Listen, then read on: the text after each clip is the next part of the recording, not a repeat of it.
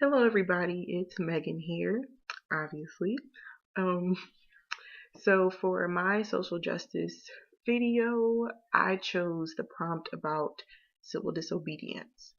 And the prompt question states, what is the role of civil disobedience in social change? So I don't think that we can try to answer this question without having some sort of working definition of what civil disobedience actually is. So I'm going to read a definition from dictionary.com because I did not memorize it. Um, but they define civil disobedience as the refusal to obey certain laws or governmental demands for the purpose of influencing legislation or government policy, characterized by the employment of such nonviolent techniques as boycotting, picketing, and non-payment of taxes. And I think that's a pretty good definition. It's long, but it's thorough.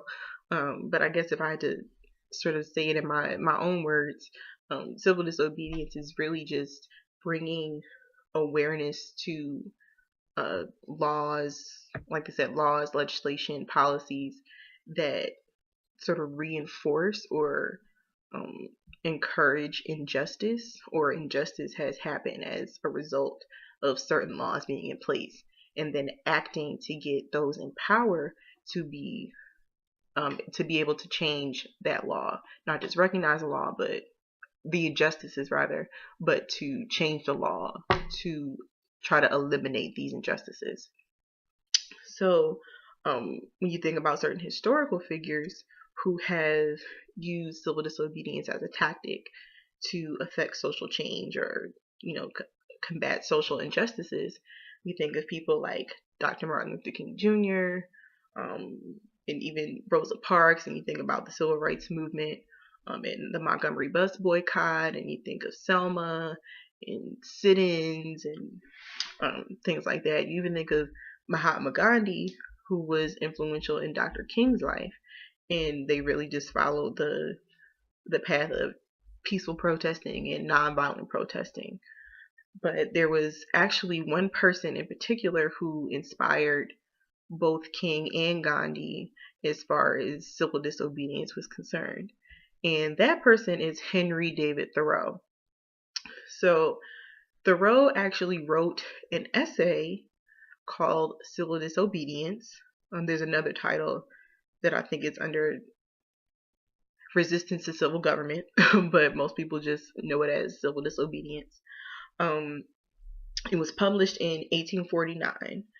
And if you pay attention to that year, you'll know that slavery was very much still alive and kicking during that time. Slavery wasn't abolished until 1865. So slavery was still happening. And Thoreau wrote this essay after he had been arrested and put in jail for refusal to pay a poll tax that citizens were required to pay at the time.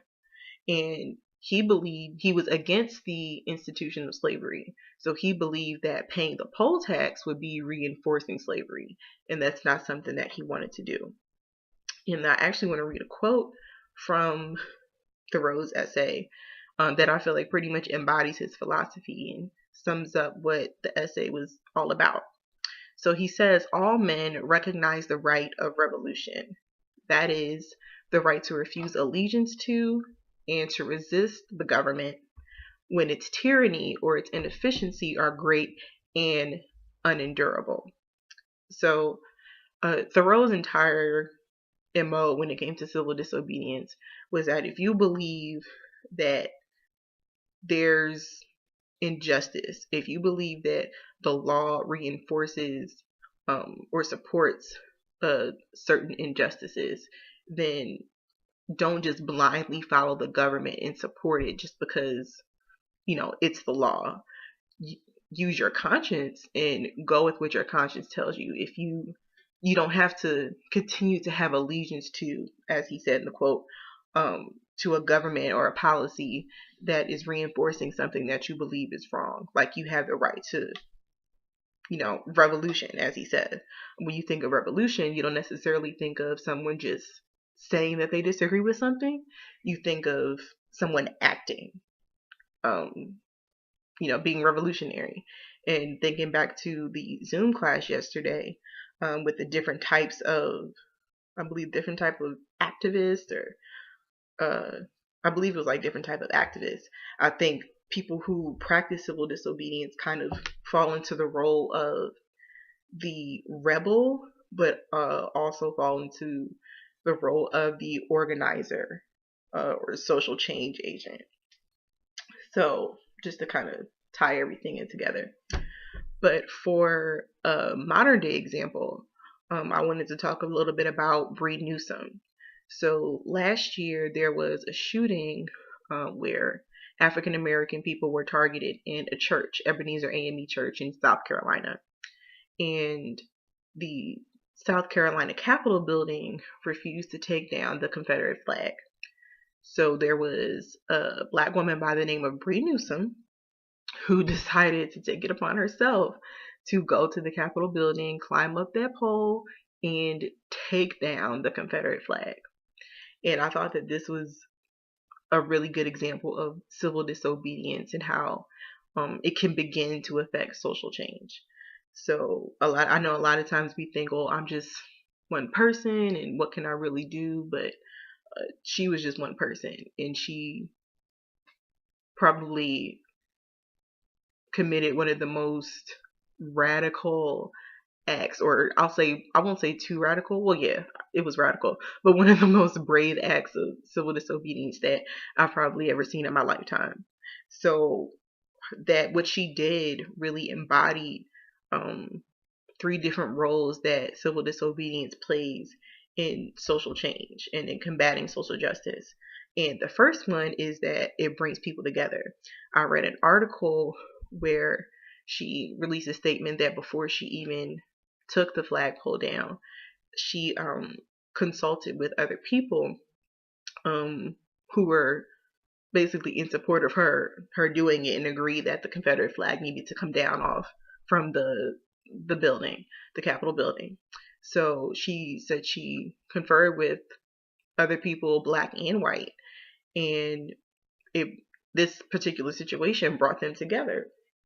And I believe in Cho's text, towards the end in my notes, on page 210 to be exact, he talks about being stronger together. And I think that's a really good point. And like he mentions that successful justice work looks like people coming together and not thinking that they can make change happen on their own, but bringing together different minds, different faiths, different races, ethnicities to combat social injustices. So it brings people together. One of the roles that civil disobedience has is it brings people together. I'm way past time, but the second role that it plays is that it gets the attention of people in power. And Bree Newsom, she didn't go around to people's houses who had the Confederate flag and take it down. She didn't go find bumper stickers that had the Confederate flag and black it out with a Sharpie.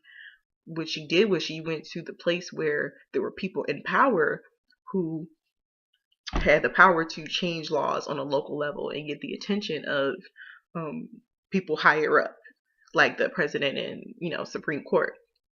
So she didn't just do it on a small scale, but she went to the place where these laws and legislation are passed, or influenced rather. So that's the second role that it plays, is that it gets the attention of people in power. And the last one is that she brought attention to a specific issue. So of course at the time, and still up until about a few months ago, police brutality against African American men, women, and children has been like at a ridiculous high over the past few years. And after the Charleston shooting, everything that Confederate flag represented, she wanted to let people know that this is not right, that this flag is still flying high for everybody to see. This flag represents a time where it was allowed by law for people to mistreat African Americans, people who looked like her.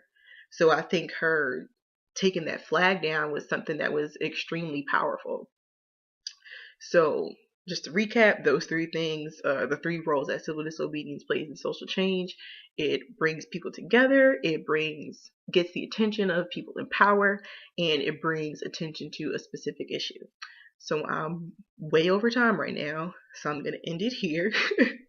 Hopefully you guys enjoy the video and you learned something, and yeah, looking forward to looking at everybody else's videos.